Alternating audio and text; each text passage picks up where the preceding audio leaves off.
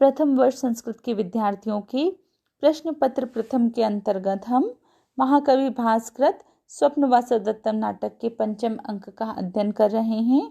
पूर्व की कक्षा में हमने देखा था कि विदूषक तथा राजा उदयन समुद्र ग्रह में आते हैं। वहाँ पद्मावती को वहाँ नहीं पाकर राजा उदयन वहाँ पद्मावती के न होने की संभावना करते हैं। तब विदूषक कहता है तो इस सेज पर घड़ी भर बैठकर आप उनकी प्रतीक्षा करें। राजा कहता है ठीक है मित्र, नींद मुझे सताती है, कोई तुम मुझे कथा कहो। विदूषक कहता है मैं आपको कथा कहता हूँ। उज्जैनी नामक एक नगरी है, वहाँ पर अत्यंत रमणीय स्नान करने योग्य जलाशय है। राजा कहता है क्या उज्जैनी? विदूषक कहता है यदि यह कहानी तुम्हें पसंद नहीं है तो मैं क्या दूसरी कहूँ? तब राजा कहता है मित्र, ऐसी बात नहीं है कि यह कथा मुझे अच्छी नहीं लगती, किंतु स्मराम्य अवंत्याधिपते सुतायाः प्रस्थान काले स्वजनम स्मरन्त्या बाष्पं प्रवर्तम नयनांत लग्नम स्नेहान ममेओरसि पातयन्त्या।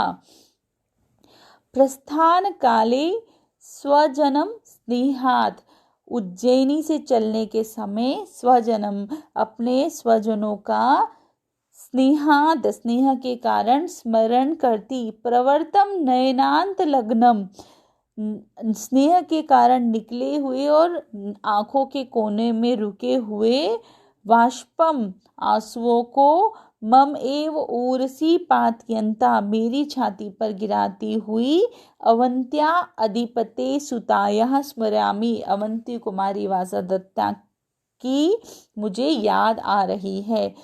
अनुवाद इस प्रकार है कि उज्जैनी से चलने के समय अपने आत्मीय जनों का स्मरण करती और स्नेह के कारण निकले हुए, आंखों के कोने में रुके हुए आंसुओं को मेरी छाती पर गिराती हुई अवंती राजकुमारी वासवदत्ता की याद कर रहा हूँ। जब विदूषक राजा उदयन को कोई कथा सुनाना आरंभ करता है और उज्जैनी का नाम लेता है तो उज्जैनी के नाम के स्मरण के साथ ही राजा उदयन को वासवदत्ता की स्मृति नूतन हो जाती है। यहाँ राजा उदयन वासवदत्ता के अगाध प्रेम का ध्यान करते हुए चित्रित किए गए हैं। उस वासवदत्ता के नेत्रों से अश्रुधारा के प्रवाहित होने से राजा का वक्ष स्थल आर्द्र एवं क्लिन्न सा हो गया है। वास्तव में यह अत्यंत मार्मिक दृश्य है।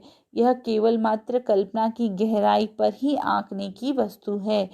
इस श्लोक के प्रथम चरण में उपेंद्र वज्रा तथा शेष तीनों चरणों में इंद्र वज्रा होने से यहाँ उपजाति छंद है। राजा आगे कहता है कि बहुशो अपि उपदेशेषु यथा मम ईक्ष्माणया हस्तेन संत्रस्त कोणेन कृतम आकाशम बाधितम। वीणा सिखाते समय मेरी और एकटक देखती हुई, जिसने छूटे हुए वीणा बजाने वाले हाथ से बिना ताल लय के या अनेक बार शून्य स्थाने में बजाने की क्रिया की, उस प्रिया का मैं स्मरण कर रहा हूँ। उज्जैनी के नाम के साथ ही राजा उदयन को अपनी संपूर्ण स्मृतियाँ पुनः लौट आई हैं। राजा उदयन जब वासवदत्ता को वीणा सिखाते थे उस समय का यहाँ वे स्मरण कर रहे हैं। इक्ष्माणया अर्थात देखती हुई, सत्रस्त कोणेन जिससे निजराब अर्थात तार का बना हुआ एक छल्ला जिसे हम वीणा तथा सितार आदि बजाने में प्रयुक्त करते हैं, अंगुली में जिसे धारण किया जा सकता है, वह गिर चुका हो। सत्रस्त को वो यस्मात् सतेन। उपदेशेषु शिक्षा देते समय यहाँ उप प्लस दिश से उपदेश और अधिकरण में सप्तमी हुई है तथा यहाँ पर अनुष्टुप छंद है। विदूषक कहता है अच्छा मैं तुमसे दूसरी कथा कहता हूँ। ब्रह्मदत्त नामक नगर है और वहाँ का राजा काम्पिल्य है। राजा कहता है मूर्ख, राजा ब्रह्मदत्त है और नगर काम्पिल्य है। विदूषक कहता है क्या राजा ब्रह्मदत्त और नगर काम्पिल्य? राजा कहता है हाँ ऐसा ही है। विदूषक कहता है तो आप जरा देर ठहरे, तब तक मैं कथा को याद कर लूँ। राजा ब्रह्मदत्त नगर काम्पल्य, इस प्रकार वह कई बार पुनरावृत्ति कहकर मनोविनोद करता है। फिर वह राजा से कहता है अब आप कथा सुनिए। अरे आप सो गए, इस समय बड़ी सर्दी है, आपका अपना ओढ़ना लेकर आता हूँ। विदूषक प्रस्थान करता है। तभी अवंतिका के वेश में वासवदत्ता आती है, साथ ही दासी भी है। दासी कहती है आर्या आइए, राजकुमारी शिरोवेदना से बहुत दुखी हैं। वासवदत्ता पद्मावती का बिस्तर कहाँ लगा है? चेटी कहती है समुद्र गृह में सेज बिछाई गई है। वासवदत्ता कहती है तुम लोग आगे चलो। चेटी कहती है यह समुद्र ग्रह है, आर्या आप प्रवेश करें, तब तक मैं सिर के लेप के लिए जल्दी करती हूँ। वासवदत्ता कहती है हाय सचमुच विधाता मेरे प्रति निर्दय हैं। मेरे विरह से आर्यपुत्र व्याकुल थे और उनके मनोविनोद का एकमात्र साधन पद्मावती भी अस्वस्थ हो गई।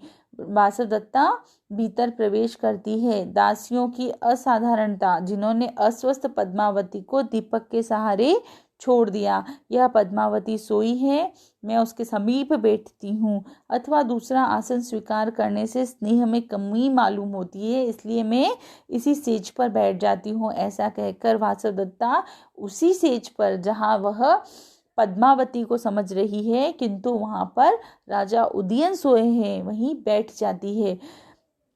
सौभाग्य से इसकी सांसें बिना रुकावट के सुख से चल रही हैं, अतएव पद्मावती को निरोग होना चाहिए, अथवा शैया के एक भाग में सोने से मानो यह कह रही है कि मेरा आलिंगन करो, तो मैं सो जाती हूँ।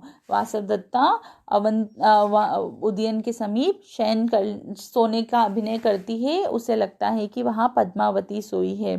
राजा स्वप्न देखता है और कहता है वासवदत्ता अचानक उठ जाती है। ये आर्यपुत्र हैं, पद्मावती नहीं है, क्या मैं देख ली गई हूँ? निसंदेह आर्य योगेंद्रायन की प्रतिज्ञा का महान भार मेरे जाने से व्यर्थ हो गया। राजा कहता है हाँ अवंती राजनंदिनी।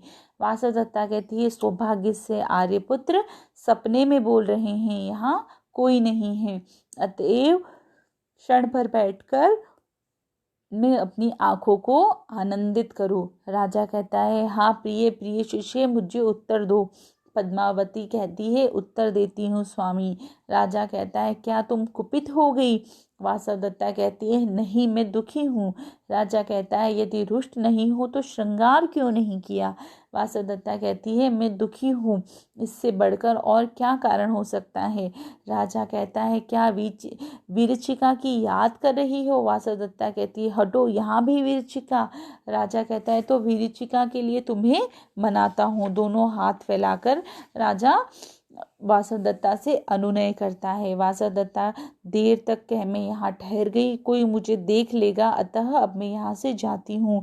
या शैया पर से लटके हुए आर्यपुत्र के हाथ को फिर से मैं पलंग पर रखकर चली जाऊंगी। वासवदत्ता वैसा ही करती है। राजा अचानक वासवदत्ता का स्पर्श पाकर उठ जाता है और कहता है वासवदत्ता ठहरो ठहरो। निष्क्रामन संभ्रमेण अहम द्वार पक्षिणे ताड़ितः ततो व्यक्तम न जानामि भतार्थो अयम मनोरथः। राजा कहता है कि मैं संभ्रम शीघ्रता में निकलता हुआ द्वार पक्षेण दरवाजे के किनारे से टकरा गया। ताड़ित अर्थात टकरा गया। ततो व्यक्तम न जाना मैं, इसलिए मैं यह नहीं जानता हूँ कि यह वास्तविक घटना थी या मेरे मन के भाव ही थे। यहाँ राजा के कथन का आशय है कि मैं यह नहीं जानता कि यह घटना सत्य है अथवा मेरे मन का भाव है। टक्कर लगने से मैं वासवदत्ता को न पकड़ सका, पकड़ लेने पर तथ्य का पता चल जाता। अब तो यह मेरे मन की भावना हो सकती है जो मूर्त रूप में स्वप्न के उपरांत दिखाई पड़ी हो। यहाँ श्लोक में अनुष्टुप छंद है। 5वें अंक की यह घटना जिसमें राजा उदयन स्वप्न में वासवदत्ता को देखता है और वासवदत्ता राजा की भुजा को उठाकर शैया पर रखती है, राजा की नींद का खुलना तथा वासवदत्ता का वहां से शीघ्रता से प्रस्थान करना, ये संपूर्ण घटनाक्रम जिसमें स्वप्न में वासवदत्ता के दर्शन राजा को हुए हैं, इसी घटना के आधार पर नाटक का नामकरण महाकवि भास द्वारा स्वप्न वासवदत्तम रखा गया है। तभी विदूषक का प्रवेश होता है। विदूषक कहता है आप तो जाग गए। राजा कहता है मित्र मैं तुम्हें खुशखबरी सुनाता हूँ, वासवदत्ता निसंदेह जीवित है। विदूषक कहता है वासवदत्ता कहाँ है, वह तो बहुत पहले ही मर गई। राजा कहता है मित्र ऐसा न कहो, शय्याम अवसुप्तम माम बोधयित्वा सखे गता दग्धेति भूव्रता पूर्वम वंचितो अस्मि धूम्नवता।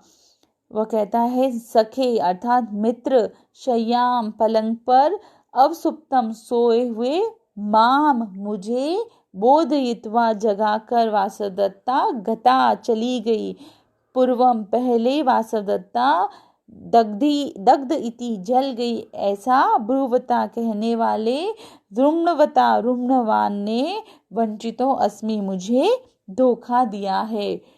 महामहोपाध्याय गणपति शास्त्री उक्त श्लोक के बाद और विदूषक की उक्ति के प्रथम पद्मावत्या मुखम वीक्ष विशेष कविभूषितम जीवन्ति अवंतिक इत्ययम पूर्वम विज्ञान में इस श्लोक का पाठ मानते हैं। अर्थात पद्मावती के मुख पर तिलकों का विचित्र देखकर पहले ही समझ लिया था कि वासवदत्ता जीवित है, क्योंकि ऐसा वैचित्र दूसरे के हाथ में संभव नहीं है। परंतु आदर्श पुस्तकों में यह पाठ नहीं मिलता। इतना अवश्य कि वासवदत्ता का जीवित होना निश्चित सा हो गया है, जिसके लिए राजा विशेष चिंतित दृष्टिगोचर होते हैं। यहाँ अनुष्टुप छंद है। विदूषक कहता है कि यह असंभव नहीं है। हाँ, उदक स्नान की चर्चा होने के कारण आपने महारानी वासवदत्ता का स्मरण करते हुए स्वप्न में उन्हें देखा होगा। राजा कहता है अच्छा, तो क्या मैंने स्वप्न देखा? यदि तावद अयम स्वप्नो धन्यम अप्रतिबोधनम अथा अयम विभ्रमो वा स्याद् विभ्रमो हयस्तु मे चिरम। राजा कहता है कि यदि अयम तावत् स्वप्नो, यदि यह स्वप्न है तो धन्यम अप्रतिबोधनम, तो मेरा जागना ही अच्छा है, और यदि मेरा यह मति भ्रम है तो भी चिरकाल तक बना रहे। एकमात्र स्वप्न की घटना ही इस नाटक की अपने आप में प्राण तुल्य है, अर्थात जान स्वरूप है। इसका नामकरण भी इसी घटना के आधार पर किया गया है। इससे यह भी पता चलता है कि नायक अपनी प्रियतमा को कितना अधिक चाहता है। यहाँ अनुष्टुप छंद है। आज की कक्षा में पढ़ाए गए नाटक के अंकों, पंचम अंक के इन पद्यों के अध्ययन से आप यह अवश्य समझ गए होंगे कि प्रथम अंक की इस प्रधान घटना के आधार पर ही महाकवि भास द्वारा स्वप्न वासवदत्तम नाटक के नामकरण की सार्थकता यहाँ सिद्ध की गई है। आगे की कक्षा में हम पंचम अंक से संबंधित अन्य महत्वपूर्ण पद्यों का अध्ययन करते हुए पंचम अंक को समाप्त करेंगे।